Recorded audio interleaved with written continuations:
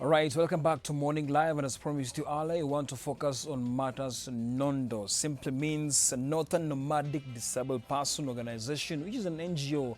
They have so much in store, doing a good job out here. And of course, in studio, I'm joined by Miss Nancy Wangoi and of course, Carol Wanjira, who will be taking us through this conversation. Karibuni sana. Now, I'll start with you, Nancy, because when you talk about a NONDO, it's something not so common to people out here. Yeah, in fact, at first I thought it's an app. Now, tell us more about the association, actually. Okay, it's an association that was started about 12 years ago to advocate for persons with disabilities, mainly for those who are in the nomadic county, because, you know, in the nomadic area, being a person with disability, especially physical, is a big issue because you're not able to hard or walk around. Yeah, sure. So it was started in that aspect of ensuring that the persons with disabilities are advocated for so they can understand their obligations, their benefits and rights. Okay. Yes. All right. In summary. Now, coming back to you, Carol, it's something you are in it, in fact, fully. And what are some of the things you've learned from the organization so far?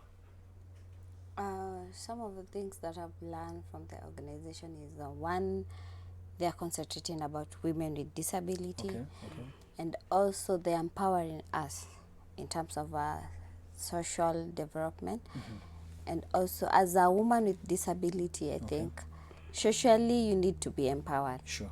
Yeah. That's very true. Yeah, true. Okay. Now, there's so much also happening. You have events coming soon. The first ever desert wheelchair. Is it the race itself? Now, that's very interesting. Now, you talk about desert wheelchair race. Physically, I understand even the environment itself won't be so easy. You know, desert is all about sand. The conditions are harsh. So maybe you tell us more about it. All right, the Desert Wheel Race was actually done because to mobilize and make people come together for purpose, sports is very important. So we came up with the Desert Wheel Race, the first of its kind actually in the world because it's been patented. And we've done it about 7 times. Actually, this year we're going to do the 8th one. And why we do it is because we want people to understand the use of a wheelchair, because we have what we call the fun race. You're given a wheelchair for 5 kilometers, and people like Caro can come and, you know, take part. And in the process of Desert Wheel Race, we had what we call the second fashion show for persons with disabilities. And actually that's where Caro was, our chair lady at the time. And because of that, we also wanted to show that even people with disabilities want to feel beautiful, and that's why the fashion show, you know. So we had different ladies from all over the country. From I remember from Mombasa, from Nairobi. She came from Nairobi actually, all the way to Isiolo. So we do different activities, including even a conference that we hold, whereby the last time we had 7 governors who came, let's to discuss matters against disability from the legislation area, in terms of, yes, there's a government and the constitution that speaks about disabilities, but is it working? Is it are things being done to ensure that we with disabilities benefit and our issues addressed? Okay. Yeah. Interesting. So far, it's been a long journey for people living with disabilities, and I can say even in terms of equal opportunities, so much has been done. For example, when you talk about applications, that those institutions and entities who encourage people with disability are encouraged to apply. Yeah, so that's already a stride. Now, for you, have you been having any challenges so far? Because already so much has been happening, from parking spaces, from staircases, from specialized places for you guys to actually use. It's very, very encouraging to see things actually happening. Any challenges so far you've been having?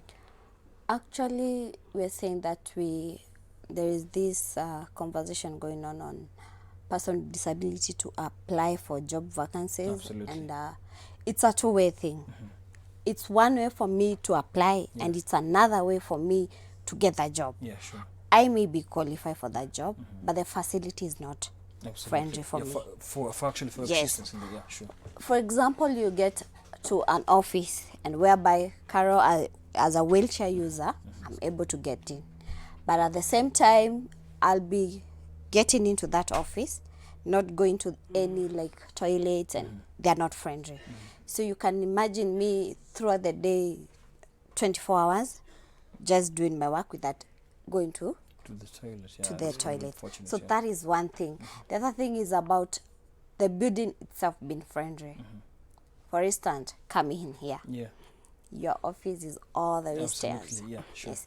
So we are urging the government, other than telling people to employ person with disability, let them first make that the facility are friendly for a person on wheelchair or crutches, or a blind person or hearing impaired person to be able to access that facility.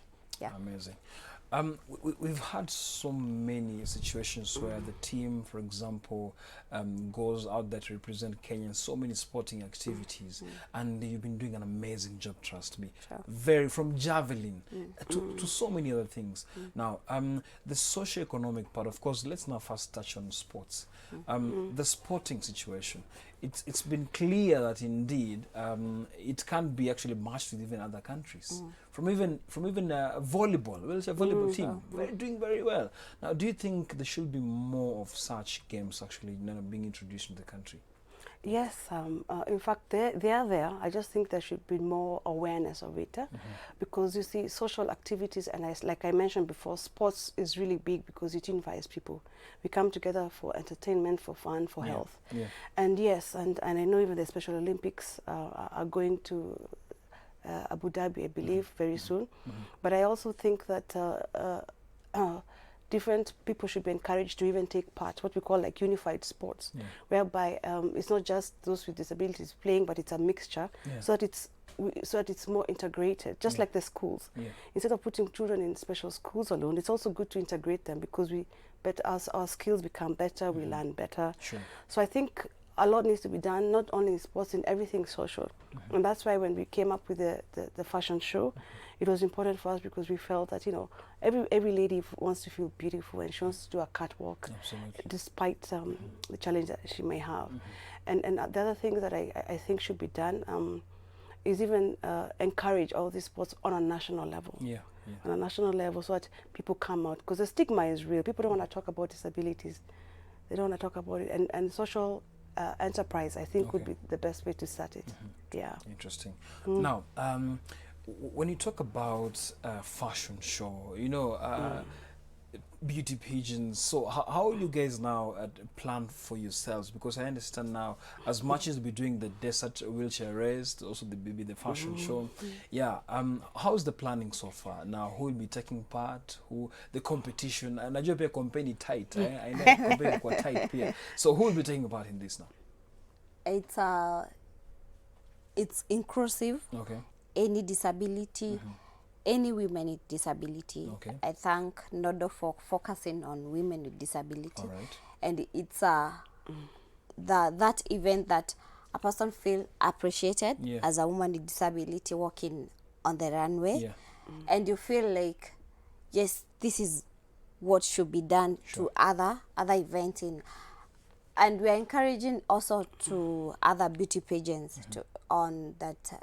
When they are coming up with a fashion show, include these women with disability, because that's the only way. There should be a category. Yes, absolutely. I feel there should be a category. Because you find that in other countries we have those activities of women with disability having their own fashion show, but now it should be like even the other companies, other individual company should embrace this, because we find that as a woman with disability, believe me, you feel good walking on a runway and feel appreciated with other people. Yes, even the self-esteem.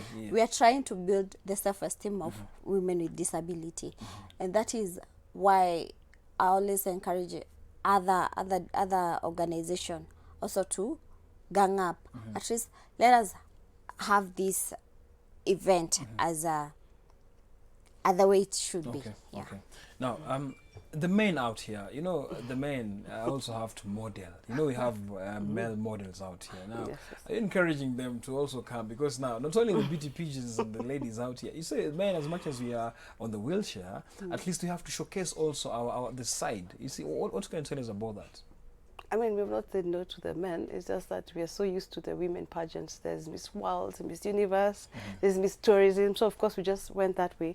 But I think that's an interesting thing that we can consider. I mean, why not? Oh, so you're only actually focusing on women right now? For the fashion show, yes. For the desert wheel race, it's anybody who can use a wheelchair. Okay, interesting. Relations. I understand sometimes relations can be difficult. Yeah. And how have you maybe managed for your private life, your relation, your husband, your boyfriend, your family? Yeah, when you talk about this angle, it's an angle where people feel like, oh, maybe these people, but it's amazing. It's an amazing lifestyle. So maybe you could tell us, our viewers, maybe more about yourself. Are you dating? Are you married? You're laughing. Wow. Yes, I'm dating. Okay. And it's a nice feeling. Okay. And sometimes those people who we call ourselves able Okay. think that maybe a person on wheelchair or a person with disability. Okay. And sometimes you find that they have so many questions that they would want to ask us, but at times they feel hard to ask. Okay. But it's good to ask. Yeah, sure. Any question that you have, just ask, because at that particular time is when The way I've just asked. yes. Yes.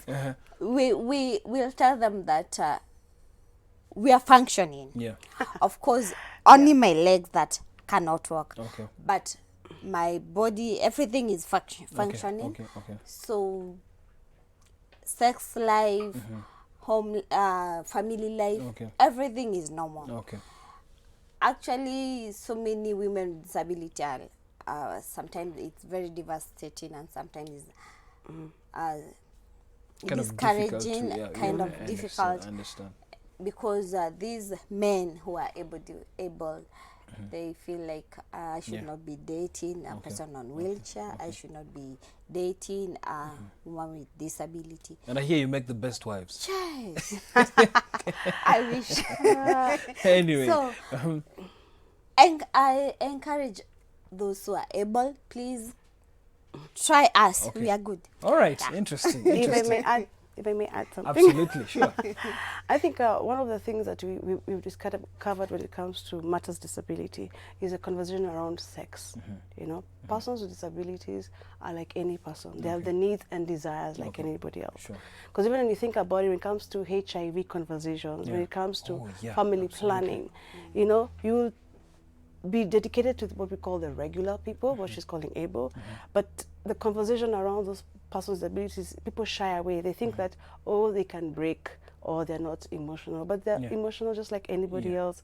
So it's one of the things that we also want to discuss further, because it's clear that persons with disabilities, whether it's male or female, it's not just about a woman with disability having a relationship, it's about also even the men. At the end of the day, a man with a disability is still wants a wife, a woman, a girlfriend. So those are conversations we'll talk about them, because it's okay, it's normal, and encourage people. Not only do they make the best wives or husbands, I think they can't run away. They are faithful, they are dedicated, and they're more sensitive in terms of emotional than, if I may say. That's nice. Okay. Now, the northern part. Why did you concentrate? Why did you concentrate on the northern part actually? Yeah, it actually was the 12 counties, the nomadic area. You know, the Mandera, Turkana, West Pokot, Bering, all that area, because of the nomadic aspect. And the founder, Mr. Harun Hassan, actually is physically challenged and is on a wheelchair. So for him, it was an eye-opening aspect that the nomadic people, being physically challenged, is extremely disadvantaged. And he began the NONDO organization in that aspect. But of course, with time, there are matters that other people with disabilities, you know, share. You see, whether you're on a wheelchair, you're deaf or visually challenged, some things cut across. For example, the discussion on sex, sports, beauty, you understand? So with time, he began now to pick matters disability in general. Keeping the nomadic part as a niche, because that's where he began, and I believe that's where he will continue to focus on. Okay. So that's how the organization began. Yeah. Now, when you talk about assistive devices, of course, we have the wheelchair and all those failures in terms of just making life better. Yeah. Corrective surgeries. Maybe from your end, I understand that so many people have gone through it. The success rate, maybe you can tell us more about it. A person, being on a wheelchair is not like just like you see the politician. They will come and give you just a wheelchair. Yeah. For instance, if I'm given the wrong wheelchair, I'll develop another disability. And that is one thing that the politician don't know. And that is one thing that we discourage. Because if today you give a child a wheelchair that Carol uses, it means that if they are not the same size with Carol, they will develop another disability and on their sitting posture.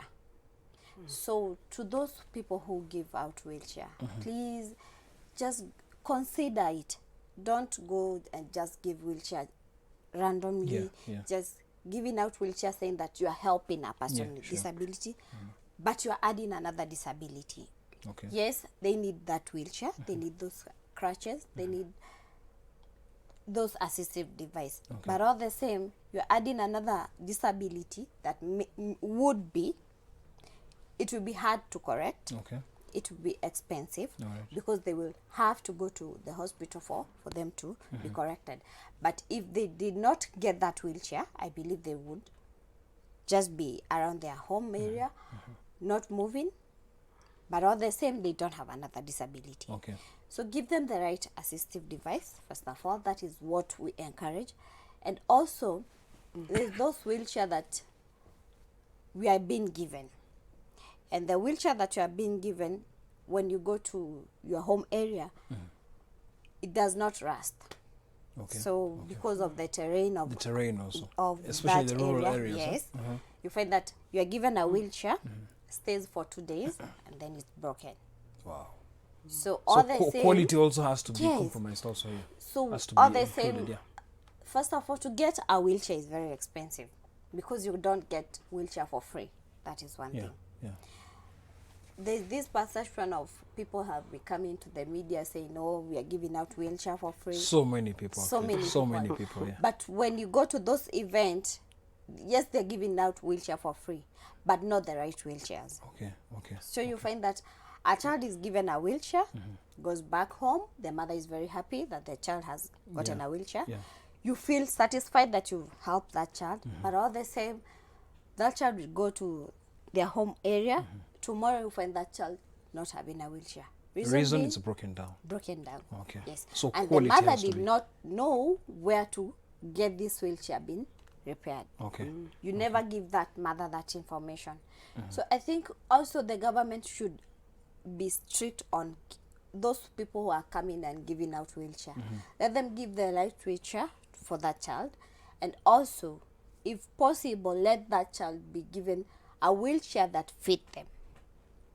Yes. Interesting. So finally, when you talk about the whole umbrella of Nomad, are you satisfied that indeed the 12 counties will benefit? Because now, as far as now, these are the counties which are, the hardships also is part of the situation. Are you confident that the organization, of course, it's an NGO, will actually now push its agenda? Maybe for example, the targets you have for the next few years, do you think now satisfactory targets will be achieved? I believe so, and like I said, we began in the nomadic countries, but now we're going national because of the aspect of disability. And when you think about it, disabled people are many, and there's what we call the purple pound. The purple pound is a revenue or the economy that comes from persons with disabilities. For example, Carol works, isn't it? So she pays her tax. Isn't she not part of the purple economy? So it's actually a bigger picture. There are those who work and they actually do contribute to the economy. When you think about it, according to the the WHO, they estimate that there are 6 million Kenyans with disabilities. Now, if you do that math, 6 million Kenyans, then we estimate that in each home there are 4 people? So you touch 24 million lives directly. So if you're just to create products for these people, you already touch a bigger part. So it has what I would call the multiply effect.